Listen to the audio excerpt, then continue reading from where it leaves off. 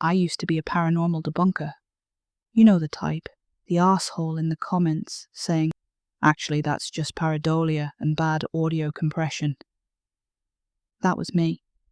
For 8 years, I made a living taking people's monsters apart and showing them the loose screws. I'd go into haunted houses, review grainy CCTV, rewatch demonic TikToks, frame by frame, and send back a neat little report. It's the wind. It's mold. It's your neighbour's Wi-Fi camera. It's grief. They paid me to tell them it wasn't real. And I was always right. Until I learned about the Midnight Man.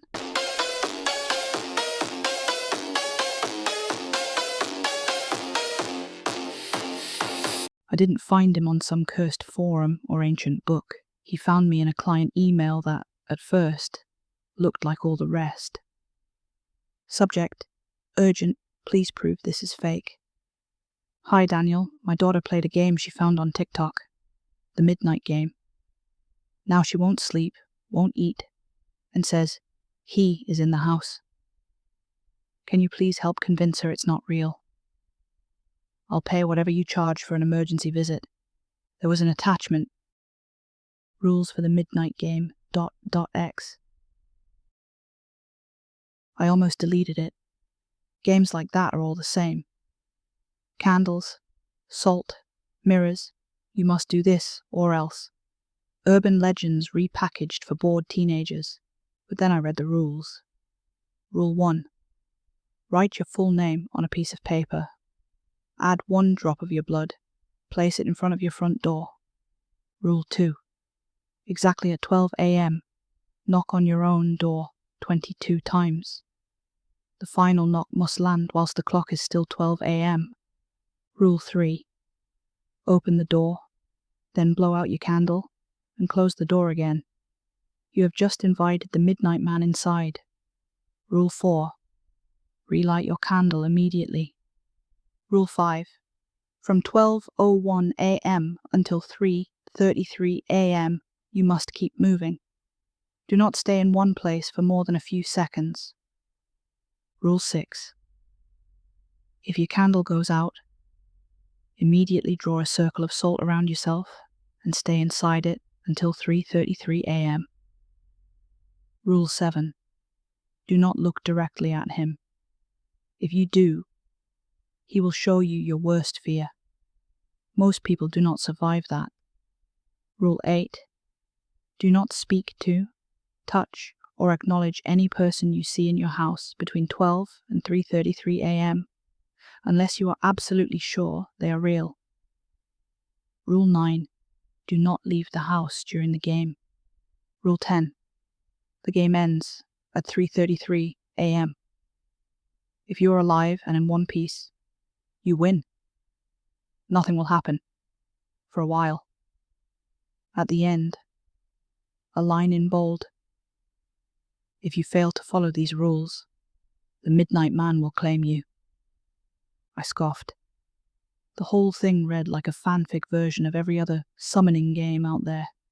I emailed the mother back, set a time, and drove out the next night, halfway across the county to a tidy semi-detached in a normal estate. The kind of place where the worst thing that should ever happen is a wheelie bin going missing. Her name was Laura. She looked like she hadn't slept in days. Thank you for coming, she said, ushering me inside. I know it's stupid. I know it's just kids scaring themselves, but she's not eating. She won't go upstairs alone. She screams if the lights go off. I need someone with science. She gestured vaguely at my bag. With gear. To show her it's fake. Kids were often my worst cases. Adults want their fears fixed. Teenagers want their fears believed. I'd learned that the hard way. Where is she now? I asked. In her room. Won't come out. She paused. She said he sits outside her door now. Every night, waiting. I tried telling her if he was real, we'd all see him, but she just cried harder. I heard it then, a soft rhythmic tapping from upstairs. Tap, tap, tap. Is that her? I asked. Laura swallowed. She says it's his fingers. I told myself it was a loose pipe. The girl, Mia, was 14, grey-faced and hollow-eyed, sitting on her bed in yesterday's clothes. Her curtains were taped shut. Her bedside lamp was on, plus a battery lantern and a string of fairy lights. No shadows left if she could help it. I'm not crazy, she said, before I even introduced myself. Mum says you're going to tell me it's all in my head, but it's not. It's in the house. I'm not here to say you're crazy, I said, pulling out my standard kit. EMF meter, thermal camera, audio recorder, props mostly. They made people feel like I was doing something real. I'm here to see what happened and explain it. That's all. Start from the beginning. She took a breath that shuddered all the way through her. We saw it on TikTok, me and Becca. The Midnight Game Challenge. You have to play it alone, but you can, be on call with someone else playing, so we did. We followed the steps, wrote our names, blood, candle, knocked 22 times. Let him in. Her eyes flicked to the bedroom door as she said it. It was a joke. We were laughing at the comments. How long ago? I asked. 4 nights. She dug at her thumb with a chewed nail. It was fine at first. Dark, creepy, whatever. I heard stuff, but I thought it was my brain, TikTok sound effects, neighbours. But then my candle went out. She gripped the duvet. Her knuckles went white. I didn't have salt. I forgot that part, so I used sugar. I thought it was the same. Heat. Didn't. Her eyes went glassy, unfocused. The air went cold, not like I'm scared cold, like freezer burn cold. Something moved behind me, and I knew. I just knew. If I turned around, I'd see. She cut herself off, breathing fast. He didn't show me monsters. He showed me things that haven't happened yet. Things that haven't happened, and can't happen, and will happen, and... I held up a hand. Okay. It's okay.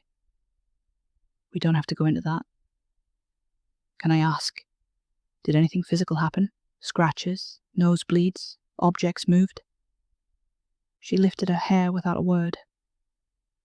On the back of her neck, at the base of her skull, the skin looked wrong.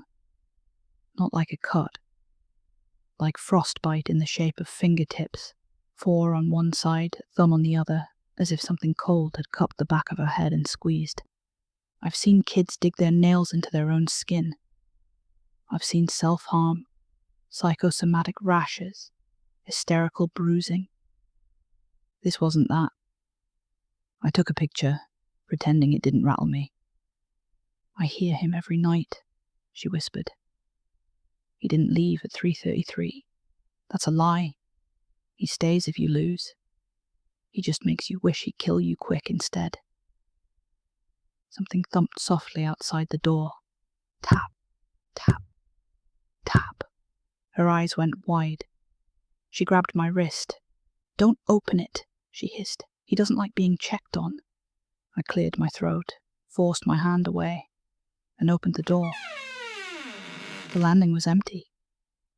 But the EMF meter, which had been flat, spiked so hard it squealed. I could have walked away. I should have. I could have told Laura. It's stress. It's TikTok.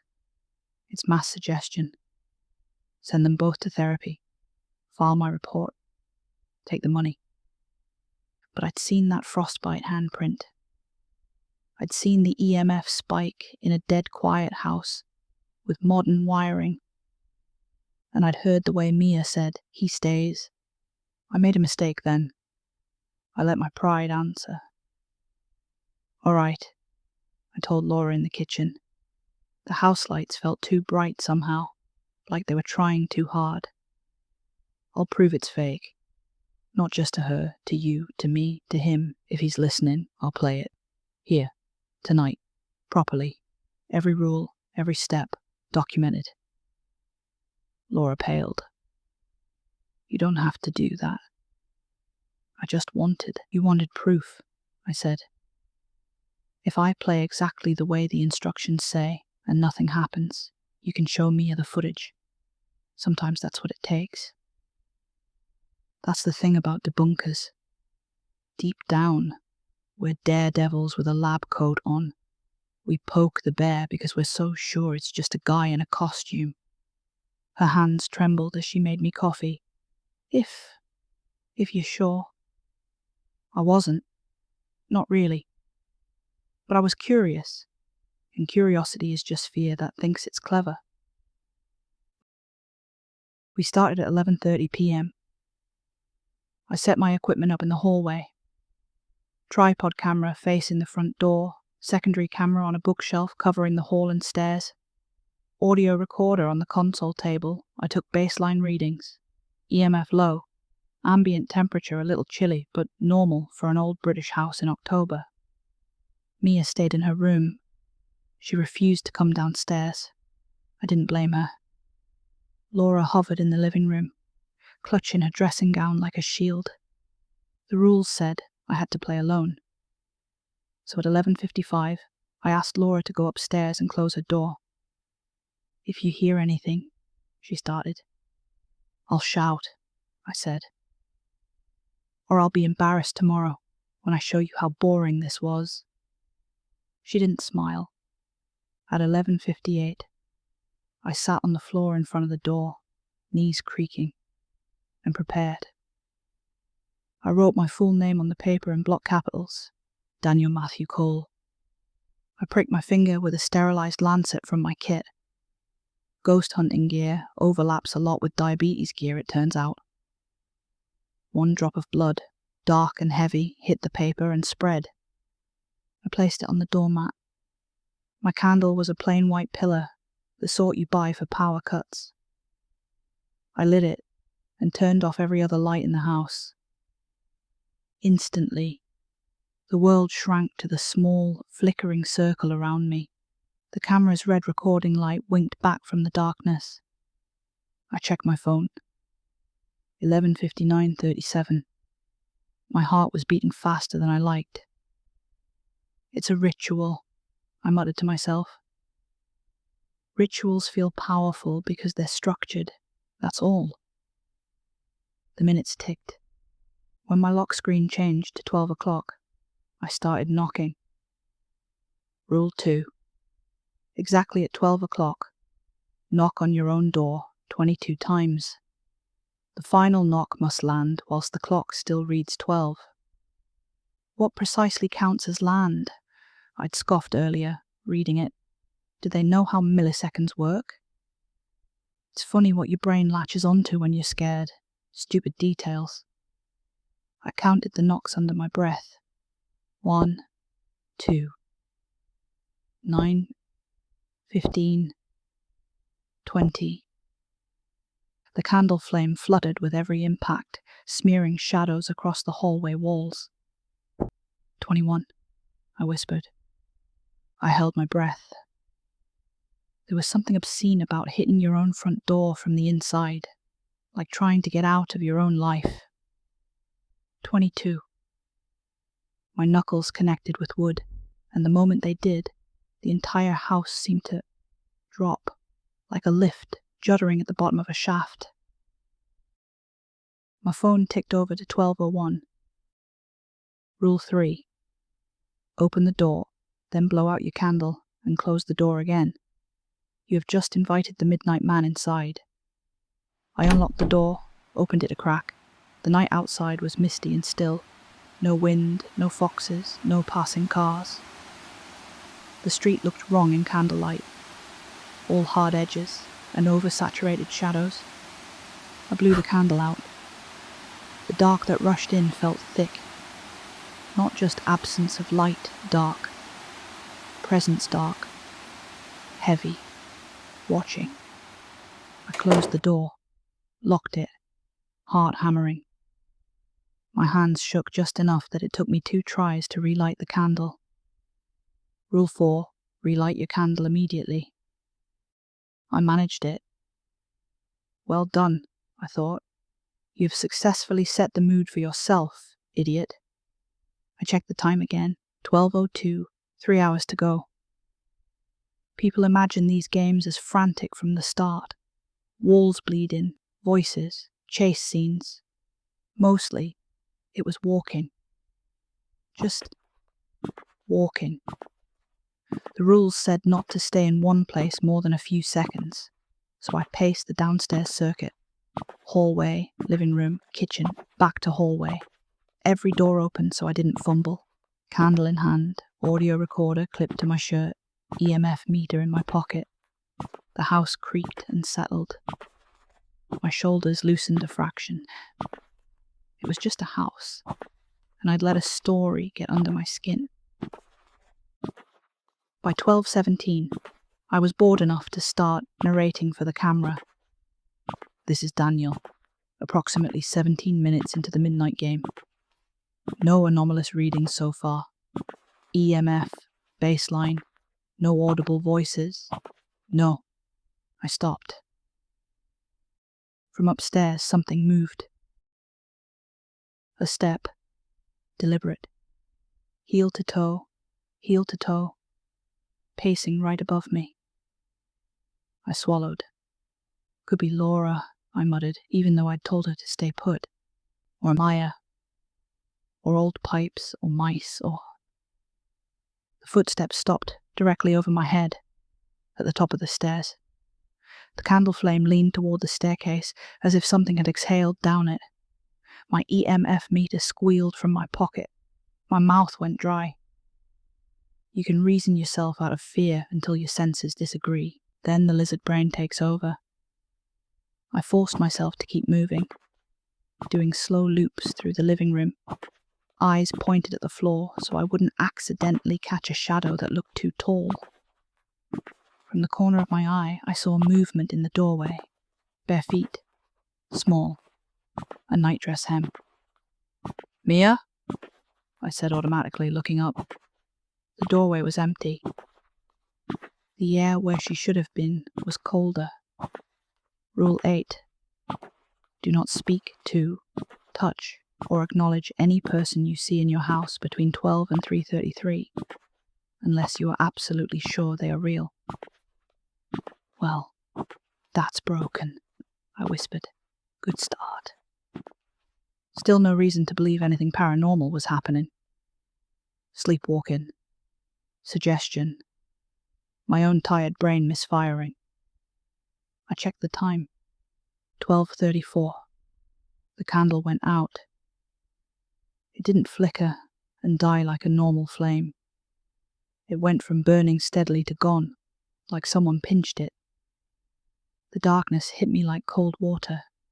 Something inside it moved, just behind my shoulder blades, like a presence leaning in.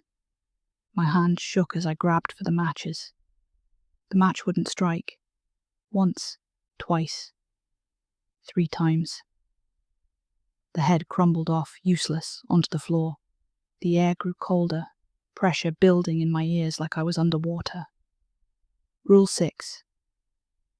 If your candle goes out, immediately draw a circle of salt around yourself and stay inside it until 3:33. My fingers fumbled for the salt. Bag. Open. Pour. I poured in a messy, shaking loop around myself, grains pattering like soft static on the wooden floor. I finished the circle, and the pressure stopped. The dark was still total, my eyes blind and useless. But the sense of something closing in paused at the edge of the salt, like it had hit a wall. My chest heaved. Okay, I whispered into the recorder. My own voice sounded wrong in the dark, like it belonged to someone else. We have an anomalous event.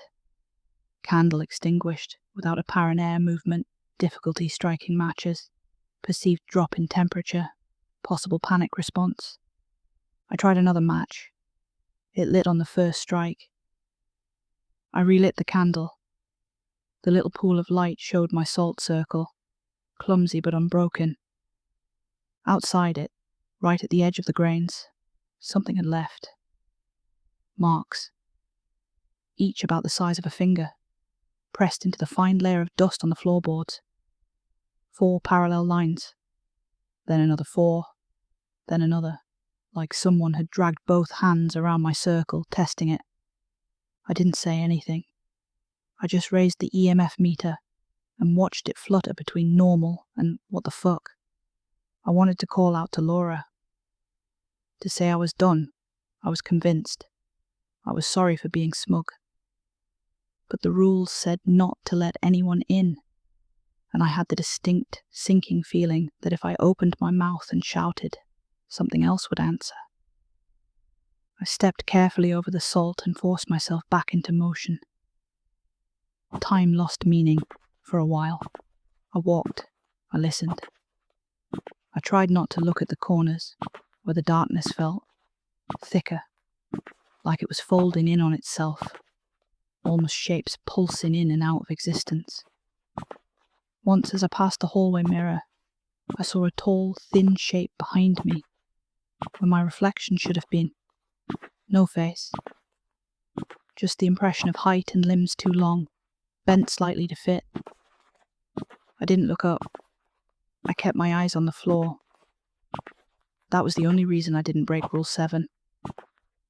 At some point, my phone buzzed in my pocket. A text from an unknown number. 12:59. You're doing so well, Daniel. I swallowed bile. No one outside this house should know what I was doing. Even if the number was spoofed, why was there no contact name, no code, no country prefix? Another text. Don't stop moving. I like you better this way. I turned airplane mode on and put the phone face down on the console table. The footsteps started again upstairs. Heel to toe, pacing, waiting. The first time he spoke to me, it wasn't a voice, not really. I was passing the closed door to the understairs cupboard when, for a second, the wood vanished and I saw, not with my eyes, with something deeper. A staircase going down instead of up, steps worn thin at the center, walls too narrow, too close, pulsing slightly like a throat. At the bottom, in the dark, something tall and pale and hungry waited, his outline blurred, like he only existed when you weren't quite looking at him. My hand jerked away from the door. Worst fear, I thought. That's what the rules promised he'd show you if you broke them. Your worst fear? I'd always thought my worst fear was something basic. Spiders, dying alone, that sort of thing. I was wrong. My worst fear was being wrong. That all the things I'd laughed at were real. That I'd been walking naked through a world full of teeth. And tonight was the first time something had decided to bite down. The vision snapped shut. Wood was solid under my palm again. The candle sputtered, then steadied. Fuck you, I whispered at the door. I'm still here. The air around me pulsed with a low, soundless amusement. At 2:12, the crying started. Mia's voice. High and cracked and terrified. Dan. Dan, please. Are you there? I can't move. He's in my room. Dan, please. My heart punched the base of my throat. Mia? I called before I could stop myself, turning toward the stairs. The instant her name left my mouth, the crying cut off. Not faded, not muffled, cut. Like someone hit mute. Something ran down the stairs then. Fast. On all fours. The sound of hands and feet slapping wood. It stopped just out of the candle's reach. I didn't look up. Every instinct screamed at me to tilt my head to see what was right there in the dark, breathing too fast. I stared at my feet and recited the rules in my head like a mantra. Don't look. Don't speak. Don't touch.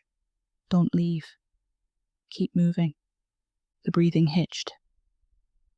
Then a whisper, right next to my ear, where no one tall enough should have been. Good boy. I nearly dropped the candle. By 2:47, my legs shook from constant movement. My lower back ached. Every loop of the house felt longer than the last, the hallway stretching, the kitchen narrowing, the living room turning into a tunnel. I checked my phone again. No signal. Time. 2:47. 46 minutes. I can do 46 minutes, I muttered. The house disagreed. The next time I passed the front door, there were scratches on it.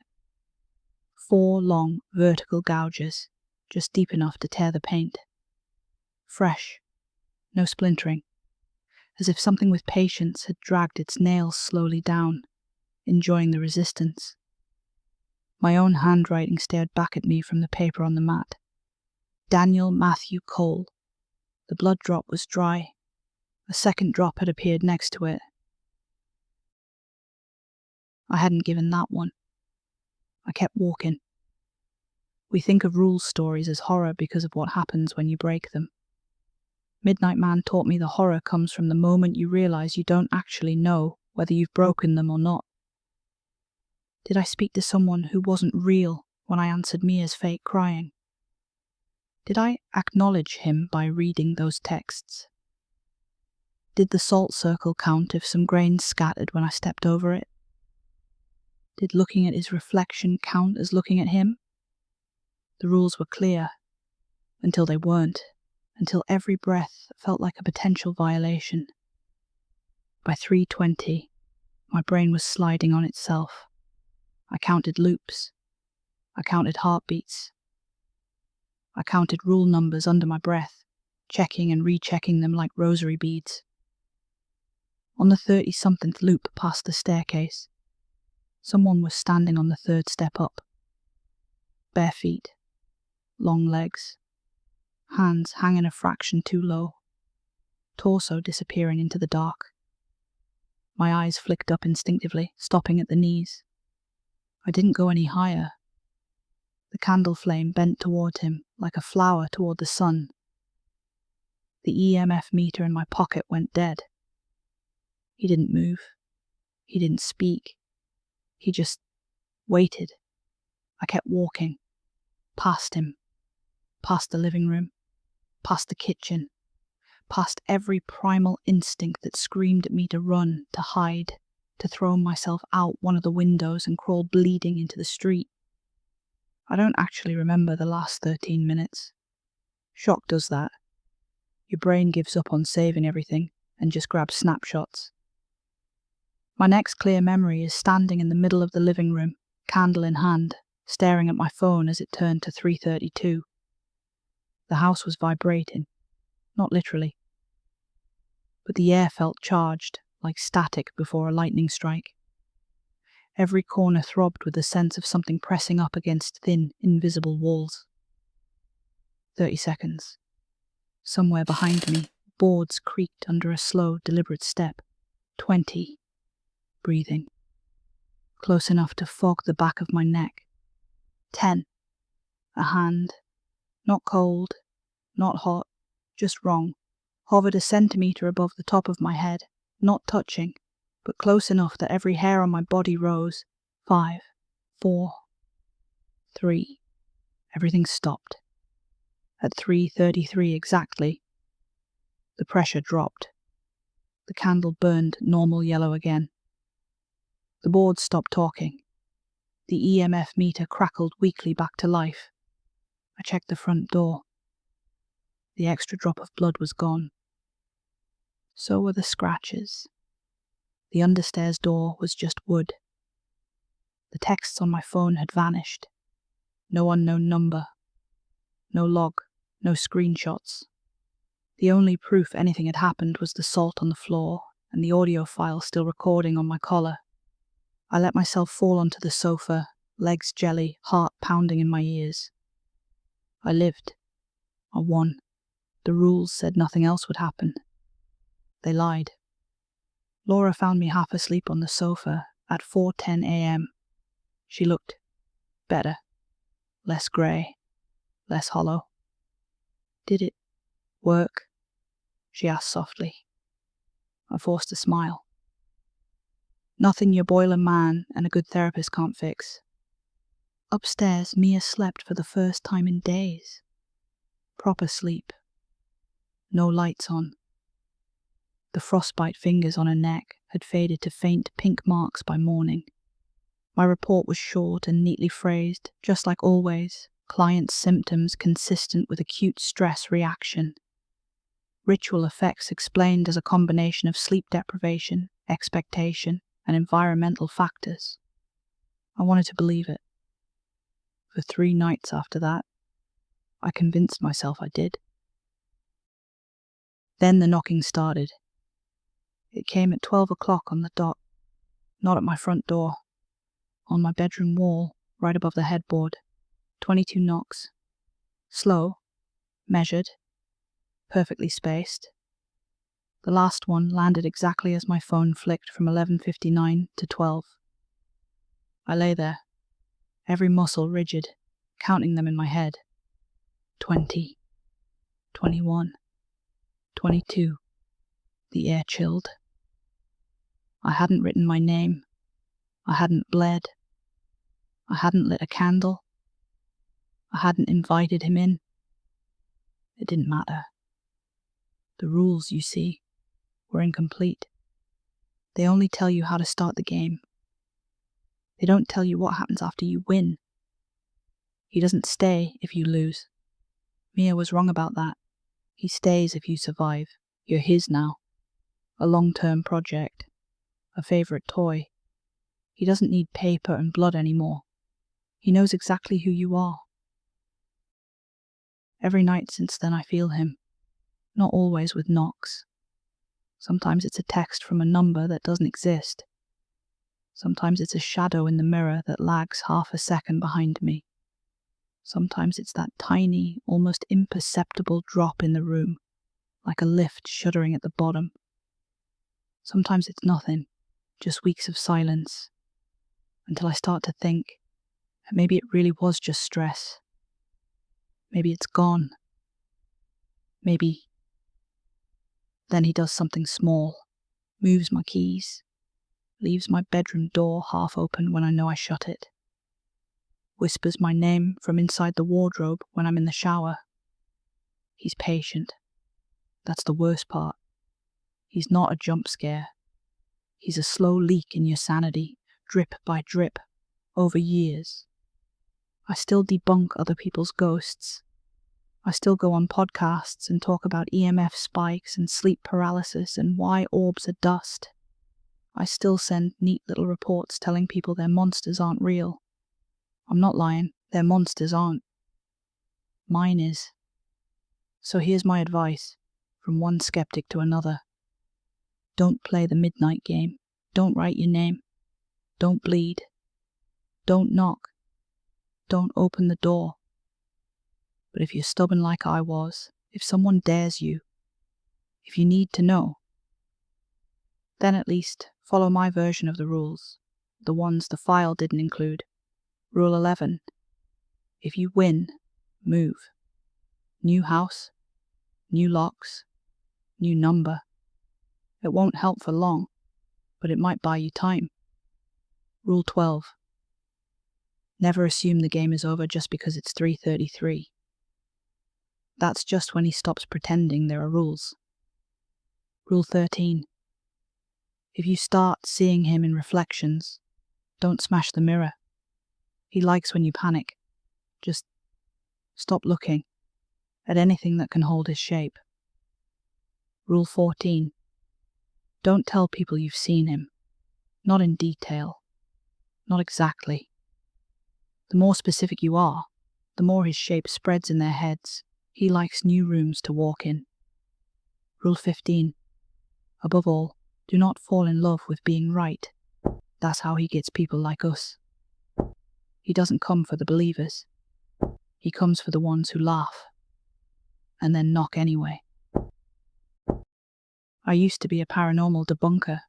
I still am, technically. But when it's just me, in the dark, at 11:59 p.m., phone face down and house too quiet, I don't pretend anymore. I don't tell myself it was all stress, or TikTok, or mold. I just listen to the silence and wait for the first knock. Some nights, it doesn't come. Those are the worst ones. Because that means he's already inside.